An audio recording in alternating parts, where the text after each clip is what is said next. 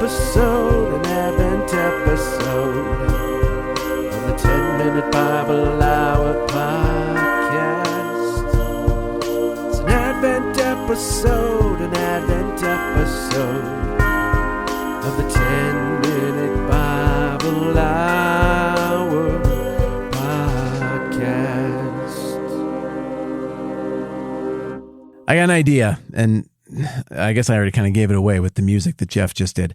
I want to do a few bonus Saturday Advent episodes this year. And I know at any given time that the majority of you who are listening are somewhere in the back catalog catching up, and that only a large minority of you are actually current as I'm recording this. But as I record this, it is early in the Advent season. And by Advent, I mean that time of year that is building in anticipation toward Christmas Day, where we celebrate God taking on flesh, the gigantic climactic event in God's whole redemptive plan. It's the moment where God goes from a character who dwells in a temple, and even though he's everywhere and he's present and he seems to be affecting history and guiding history, it still feels like there's this distance between humanity's finite nature and the infinite nature of God. And it feels throughout the Old Testament like there's just only so close you can get.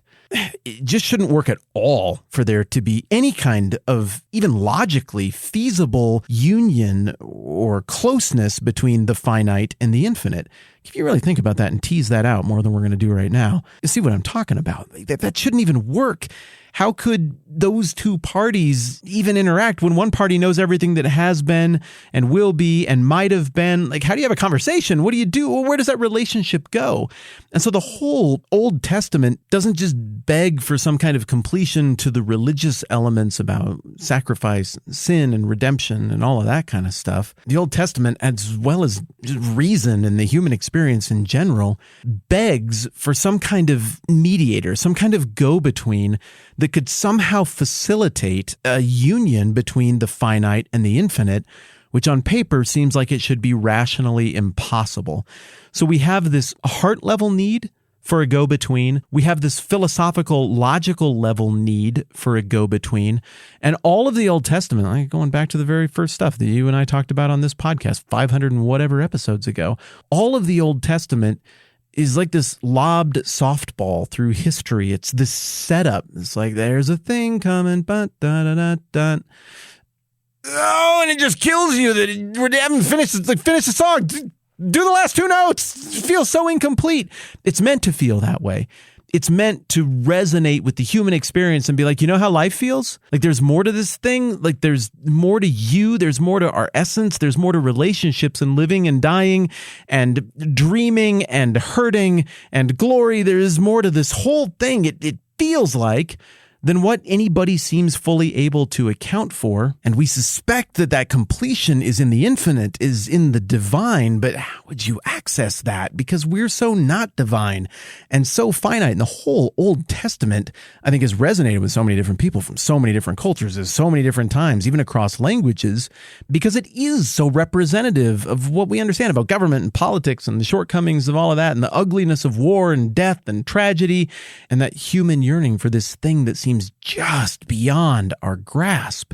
And with all of this setup and all of this longing that we get in the Old Testament, eventually the payoff is God shows up in the flesh and shows up in such a way that now all of a sudden, whoa, like that's an avenue for union between the finite and the divine. That is an avenue that could allow normal people like you and me and everybody else throughout history who feels this longing and this yearning and this sense of transcendence but inability to grasp it. It's a pathway for that to be grasped and laid hold of.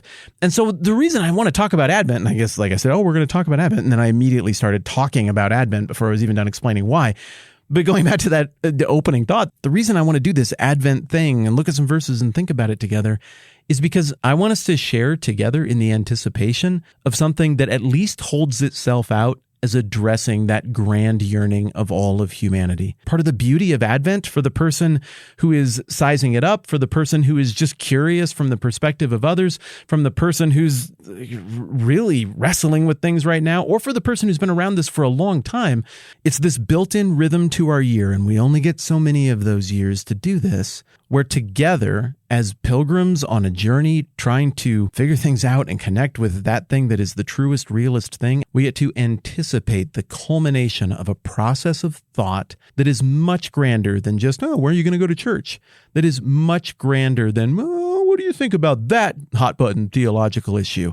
The questions here are so much bigger, and well, historically, the Christian biblical understanding is that this is the time of year where the big questions, the gigantic, deep down, existential, essence level, heart level questions that transcend our age and our relationships and our moment in history, that are endemic to what it is to be a human being. This thing that we anticipate with Advent holds itself out as addressing those questions in a way that is true and meaningful and eternal. In the spirit of talking about anticipation, here's a passage you and I have looked at before from Isaiah chapter 9. This one comes up all over the place in the book of Matthew. I think it gets referenced in chapter 11. I think it's going to come up later on in Matthew, like in the very last chapter. And it comes up right at the end of the prologue in Matthew before the Sermon on the Mount, toward the end of Matthew chapter 4. You're going to recognize this one. It's really Christmassy. It's from Isaiah chapter 9, verse 1. But there will be no gloom for her who is in anguish. In the former time he brought into contempt the land of Zebulun and the land of Naphtali, but in the latter time he has made glorious the way of the sea, the land beyond Jordan, Galilee of the nations. It's okay if you don't remember off the top of your head all of the historical context, the Bible context about that stuff. It's setting those tensions and those frictions that the original audience would have known up as a contrast to this coming redemption, this bridging of the gap, this thing where God arrives and sets straight things that have been lost and hopeless, and that pivot happens right here in verse 2. The people who walked in darkness have seen a great light. Those who dwelt in a land of deep darkness, on them a light is shone. You've multiplied the nation, you've increased its joy. They rejoice before you as with joy at the harvest, as they are glad when they divide the spoil. For the yoke of his burden and the staff for his shoulder, the rod of his oppressor, you have broken as on the day of Midian. For every boot of the trampling warrior and battle tumult and every garment rolled in blood will be burned as fuel for the fire. So all of this is saying that the mess is over. There will be a reckoning. There will be a redemption, a setting straight of all of the things that cause hurt and anguish and darkness and that feeling of separation from the transcendent and what is true and real in the truest, realist sense. So even the implements of war are going to be resolved into some other form, no longer used as instruments of destruction or reminders of the human pain. And here's why. Verse 6, if you missed everything else, get this part. For unto us a child is born, to us a son is given, and the government shall be upon his shoulder, and his name shall be called Wonderful Counselor, Mighty God, Everlasting Father, Prince of Peace. Of the increase of his government and of peace there will be no end, on the throne of David and over his kingdom, to establish it and uphold it with justice and with righteousness from this time forth and forevermore. The zeal of the Lord of hosts will do this. This passage is all about anticipation. This passage, all in one, acknowledges the stuff that hurts, acknowledges all the stuff. Just insert whatever it is that breaks your heart, that makes you feel defeated, that takes the wind and the energy out of it. Whatever perspective you're coming from in life, you have something like that. The people this was written to in the first place, they could totally relate, and everybody before and everybody since can totally relate. There's an acknowledgement of what that darkness is like. But then there's this cathartic language about all the things that are exemplary of that brokenness. It's all going to be repurposed. It's all going to be fixed, resolved, tossed aside, because those instruments of destruction, whatever they might be in your given context, will no longer be necessary, because right government is coming. And by this, I don't mean like, the political party I like is finally going to win and they're going to straighten things out. It doesn't mean that at all. What this is talking about is the ultimate and right and final, true, just, good, merciful, benevolent, unchanging authority of God being made fully visible to humanity. And all of those values of the kingdom that you and I have looked at gradually at this point over 23 chapters of the book of Matthew, those values, that currency, all of those things, replacing all of those lesser values that maybe in the moment we like, but as we game it out over a lifetime, we realize this just does not get it done. All the things that cause brokenness will ultimately be shattered and broken and replaced as this one who we are to anticipate shows up and illustrates and inaugurates this kingdom with the values that every one of us at the deepest part of our soul is yearning for, whether we've figured out how to put words to that yet or not. And then I love the way this passage wraps up, saying that it is not the hard work of political action committees or your party or this propaganda machine that is going to get that done.